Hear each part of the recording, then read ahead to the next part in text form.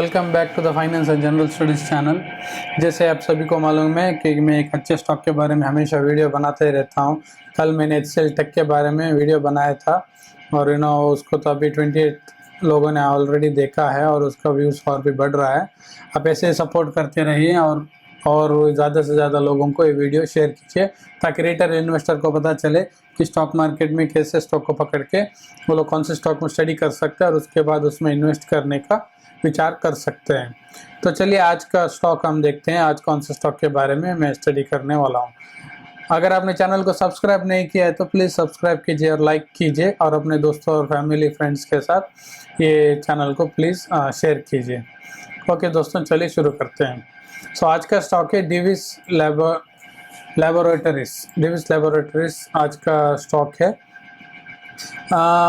जैसे हम हमेशा जानते हैं कि अगर आपको किसी बिजनेस का फुल जानकारी है तभी आप जाके उस बिजनेस में इन्वेस्ट करना चाहिए। ये आपको मैंने हमेशा वॉरेन बफेट भी बोलते हैं, वो बोलते हैं जब तक आपको बिजनेस पूरी तरह से समझ में नहीं आता है तब तक आप उसको इन्वेस्ट नहीं करना चाहिए। लेकिन ये कंपनी ऐसी है, आप इसका फंडामेंटल्स बहुत ही स्ट्रांग है और बिजनेस भी बहुत ही अच्छा है, लेकिन आप इस बिजनेस को हम समझ नहीं सकते क्योंकि टोटली फार्मास्यूटिकल कंपनी है और एक मेडिकल लाइन पे है। जो मेडिकल लाइन पे है उन लोगों को ये कंपनी अच्छी तरह से समझ में आएगी, लेकिन हम लोगों के जो नॉर्मल आम आदमी है उनको ये कंपनी कुछ समझ में आएगी नहीं। लेकिन फिर भी ऐसी कंपनी आप छोड़ भी नहीं सकते क्योंकि इनका रेवेन्यू है, इनका रिटर्न्स बहुत ही अच्छा होता है। तो इसलिए आप क्या कर सकते हैं, इस सेक्टर में जो नंबर 1 नंबर 2 है उनमें आप जाने का विचार कर सकते हैं। आप उनमें देख सकते हैं कि कौन सी कंपनी अच्छी है, किसका रेवेन्यू अच्छा है, किसका प्रॉफिट रेगुलर बढ़ रहा है, किसमें ज़्यादा रिटर्न्स बन रहे हैं, उसको आप देख के आप डिसीजन ले सकते हैं। आप इसको ऐसा नहीं कि बिजनेस में समझ में नहीं आ रहा तो मैं इसको छोड़ देता हूँ, ऐसा नहीं। आप इसमें जो लीडर है उसको पकड़ सकते हैं और जिसका बिजनेस अच्छे से चल रहा है, बहुत साल से काम कर रही है, जो हमारे फंडामेंटल्स के बैलेंस शीट के जो पैरामीटर्स मैंने आपको जो बताए हैं वो सब आप इधर अप्लाई करके आप देख सकते हैं। उसके बेसिस पर आप इसमें इन्वेस्ट करने का विचार कर सकते हैं। ऐसा नहीं कि कुछ भी समझ में नहीं आएगा, आप थोड़ा रिसर्च करेंगे या गूगल में सर्च करेंगे तो आपके टोटली समझ में आएगा कि एक बिजनेस है, कंपनी करती क्या है, इसका बिजनेस क्या है। एक इंडियन मल्टीनेशनल फार्मास्यूटिकल कंपनी है। हम ज़्यादातर आपको मालूम है आईटी और फार्मा को ज़्यादा एक्सपोर्ट करते हैं इंडिया से। ये कंपनी बेसिकली वैसी कंपनी है और अपने सेक्टर में नंबर 1 है। ये बहुत पुरानी कंपनी, आप देख सकते हैं 32 ईयर्स ओल्ड कंपनी है। 1990 में शुरू हुई थी, 12 अक्टूबर 1992। 32 ईयर्स ओल्ड कंपनी है और ये बीएससी एनएससी में डील करती है। आप देख सकते हैं यहाँ पर मल्टीनेशनल फार्मास्यूटिकल कंपनी, एक्टिव आप producer of active pharmaceutical ingredients है और ये इंडिया की 4th largest publicly listed pharmaceutical company है। और इनका ज़्यादातर company manufactures and custom synthesisers generic APS intermediates. ये कंपनी का मेन बिजनेस है। एपीआई में अपना ज़्यादातर बिजनेस करती है। आप ऐसे स्टडी करने जाएंगे तो आपके यहाँ पर इस कंपनी की हिस्ट्री पता चल जाए कि कैसे कंपनी स्टार्ट हुई, इन्होंने पहले कौन सा बिजनेस शुरू किया, बाद में इन्होंने कैसे इनका फोकस चेंज किया। ये ज़्यादातर कंपनी आपको आंध्र प्रदेश में दिखेगी, तेलंगाना में इसका ज़्यादातर आपकी इसकी पूरी फैक्ट्री उधर ही है। अब इधर आप देख सकते हैं, आपको विकिपीडिया में ज़्यादा से ज़्यादा बेसिक नॉलेज आपको इधर मिल ही जाएगा। आप उसके बाद अगर और भी है तो आप कंपनी का एनुअल रिपोर्ट पढ़ सकते हो, उसमें आपको डिटेल्ड मिलेगा। आप ऊपर से अगर देखना है तो आपको विकिपीडिया में कंपनी कब शुरू हुई, क्या बिजनेस करते हो, सब आपको इधर मिल जाएगा। हाँ, आप विकिपीडिया पढ़कर इन्वेस्टमेंट का डिसीजन नहीं कर सकते, आपको एनुअल रिपोर्ट पढ़ना ही पड़ता है। कंपनी का एनुअल रिपोर्ट आप पढ़ के आप उसके बारे में पूरा जानकारी करके कंपनी कौन चलाता है वो सब जानकारी लेने के बाद आप इन्वेस्टमेंट का विचार कर सकते हैं। ये कोई रिकमेंडेशन नहीं है, आपका पैसा है, आपको इस पर स्टडी करके इन्वेस्ट करने का विचार कर सकते हैं। मैं सिर्फ आपको सिखा रहा हूँ कि कैसे कैसे कंपनी पे आपको सिलेक्शन करना चाहिए, ना कि कोई पेनी स्टॉक या कोई small cap micro cap company में जाने से अच्छा है ऐसे कंपनी आप ले सकते हैं जो आपको डिसेंट रिटर्न भी देगी और उसके साथ आपको कॉर्पोरेट एक्शन भी होता है, डिविडेंड और बोनस स्प्लिट ये सब इस कंपनी में मिलता रहता है। इसके बाद इस कंपनी का बैलेंस शीट हम चेक करेंगे। आप यहाँ पर देख सकते हैं इस कंपनी का स्टॉक प्राइस है 3663 चल रहा है अभी। आज तो पूरा मार्केट ही डाउन था, इसीलिए ऐसे सेम पैटर्न आपको इधर भी दिख रहा है। 2.72% का गिरावट थी इस कंपनी में। अब इस कंपनी का बैलेंस शीट हम देख सकते हैं, कंसोलिडेटेड देखेंगे जो कि आपको उसकी सब्सिडियरी वो सब कुछ मिला के आपको दिखाती है बैलेंस शीट में। आप यहाँ पर देख सकते हैं 12,000 करोड़ का रिजर्व है, जो कि 6,900 था, बाद में 7,000 हो गया, 9,000, 11,000, अभी 12,000 करोड़ का आपको इसमें रिजर्व एंड सरप्लस है। बोरोविंग्स देखिए कुछ भी नहीं है, लॉन्ग टर्म बोरोविंग्स कुछ भी नहीं है, शॉर्ट टर्म बोरोविंग्स देखिए कुछ भी नहीं है। हाँ पहले हुआ करता था, उसके बाद अभी तो company totally debt free company है, उसमें कुछ डेट है ही नहीं। इस कंपनी को कुछ ऐसा कुछ डायरेक्ट इफेक्ट नहीं पड़ता है, अगर इंटरेस्ट रेट ऊपर नीचे हो या लोन महंगा हो गया उसका कुछ फर्क नहीं पड़ता है, क्योंकि इस कंपनी पर कोई कर्जा ही नहीं है। अब इसका कैश देख सकते हैं 115 करोड़, 122 करोड़, 2000 करोड़, 2800 करोड़, 4200 करोड़ का कैश है कंपनी के पास। आप देख सकते हैं कितनी फंडामेंटली स्ट्रॉन्ग कंपनी है ये। उसके बाद इस कंपनी का डिविडेंड हिस्ट्री देख सकते हैं आप। ये कंपनी जब से लिस्टेड हुई है 2003 में इस कंपनी का लिस्टिंग हुआ था, आप विकिपीडिया में पढ़ेंगे तो आपको मिलेगा 2002 या 2003 में इसका कुछ लिस्टिंग हुआ था। सो वहाँ से आज तक कंपनी हर साल डिविडेंड दे रही है विदाउट फेल, और वो भी डिविडेंड अमाउंट बढ़ते ही जा रहा है। आप देख सकते हैं 200 था, उसके बाद 20 रुपीज़ था, उसके बाद 10 10 10 करके दे रही, तो बाद में 16, अभी 20 दे रही है, उसके बाद 30। यहाँ से 20 से सीधा 10 क्यों हुआ, क्योंकि इधर कंपनी ने बोनस अनाउंस किया था, आप यहाँ पर देख सकते हैं 2015 में। सो इसीलिए डिविडेंड अमाउंट भी वो साल कम होता है, क्योंकि आपको डिविडेंड जब भी देते हो शेयर अमाउंट से कट के आता है। सो इसलिए जब बोनस देते हैं शेयर का वैल्यू आधा हो जाता है। सो उसी बेसिस पर आपका डिविडेंड भी कट हुआ था, और उसके और प्लस आपके पास शेयर्स आपके डबल हुए थे, क्योंकि 1:1 का रेशियो था। जो अगर आपके पास 100 शेयर है तो आपको और 100 शेयर फ्री में मिले थे। सो 200 रुपीज़ का 200 शेयर्स आपके अकाउंट में आए थे। सो कैलकुलेशन सेम ही आता है, अगर 20 रुपये का इंटू 100 करेंगे तो भी एक ही, या 10 इंटू 200 करेंगे तो भी आपको एक ही वैल्यू आएगा। सो उसके बाद आप देख सकते हैं 16, 17, 18 में 10 रुपीज़ का आपको डिविडेंड मिल रहा था। उसके बाद 16, 20, 30 रुपीज़ का डिविडेंड हर साल कंपनी दे रही है। सॉरी, लगातार बढ़ाते जा रहे हैं, अब कंपनी घटा नहीं रहे। आप देख सकते हैं 16 का 2 साल दे रहे, उसके बाद 20 दिया, अभी 30 का 2 साल दिया है। तो कंपनी का अगर बिजनेस ऐसा ही चलता रहेगा तो कंपनी का डिविडेंड और भी बढ़ता ही रहेगा, या नहीं तो ऐसे अमाउंट आप सेम अमाउंट आप एक्सपेक्ट भी कर सकते हैं। 23 का ऑलरेडी दिया है, सब 24 मई में आप आसपास आप डिविडेंड एक्सपेक्ट कर सकते हैं।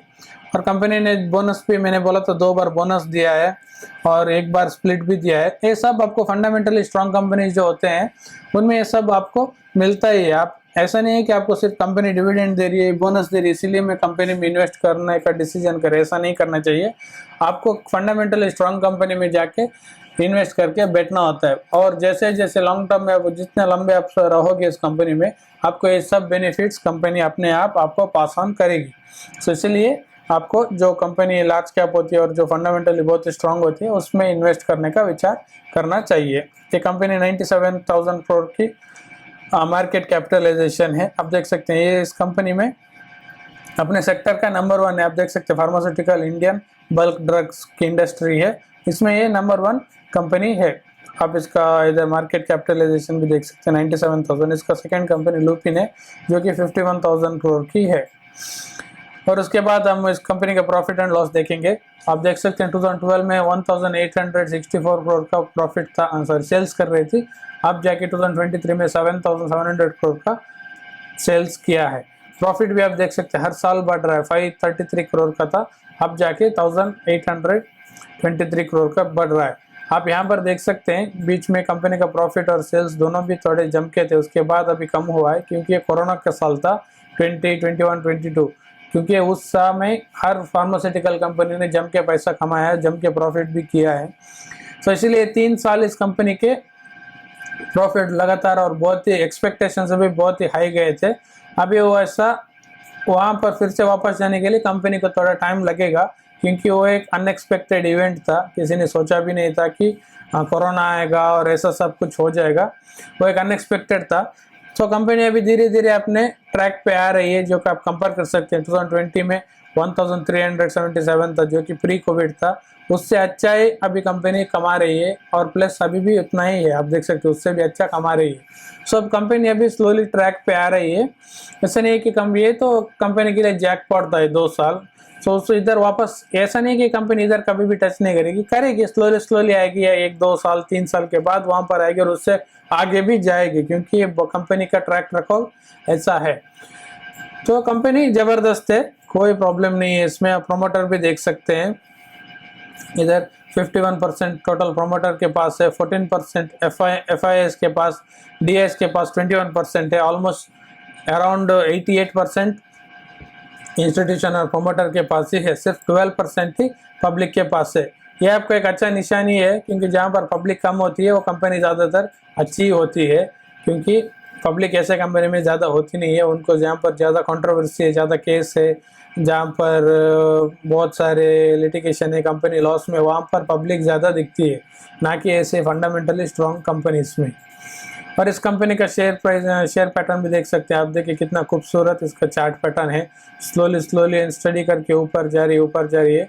अभी मैंने आपको जैसे बोला था, कंपनी का प्रॉफिट थोड़ा गिरा है, क्योंकि कोरोना की वजह से जो प्रॉफिट उन्होंने कमाया था वो अभी सेम अभी नहीं आ रहा है, इसी की वजह से कंपनी का प्रॉफिट गिर गया। आप देख सकते हैं कंपनी 50% या 47% डिस्काउंट पर मिल रही थी, अभी ये थोड़ा आके रिकवरी किया है, लेकिन फिर भी अभी भी आपको 31% का डाउनफॉल ही दिख रहा है।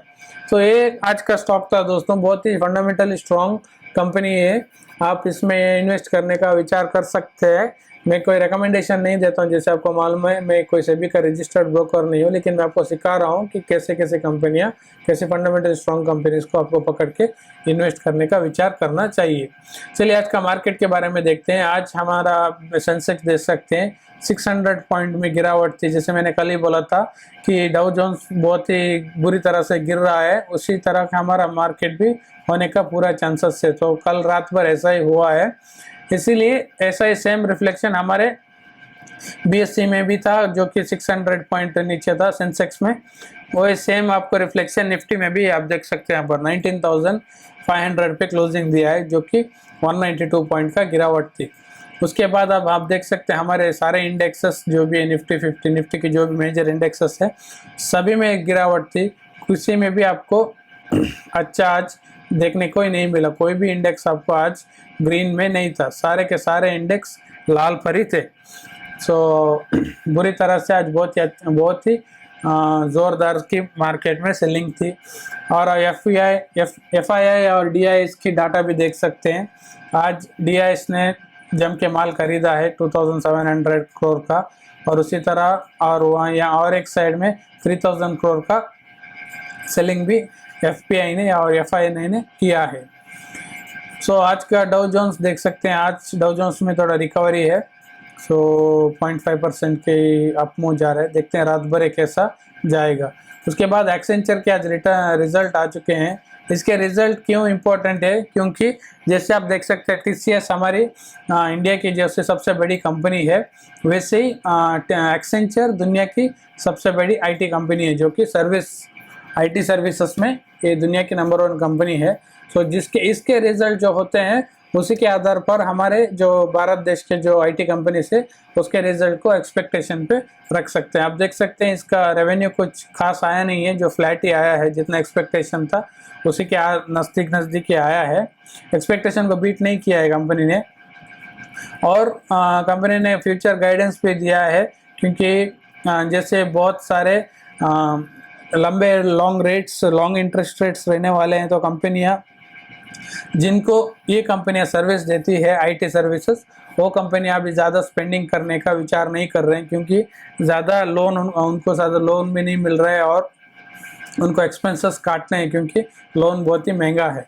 तो इसीलिए वो लोग अभी ऐसे एक्सपेंडिचर को थोड़ा पोस्टपोन करेंगे। सो उसी बेसिस पर कंपनी ने भी बोला है कि Q1 का जो क्वार्टर है, नेक्स्ट क्वार्टर है जो Q1 24, उस क्वार्टर में कम उनका गाइडेंस है -2 से 2% का ग्रोथ, मतलब माइनस भी जा सकता है रेवेन्यू, या अप टू 2% तक ग्रोथ दिखा सकते हैं।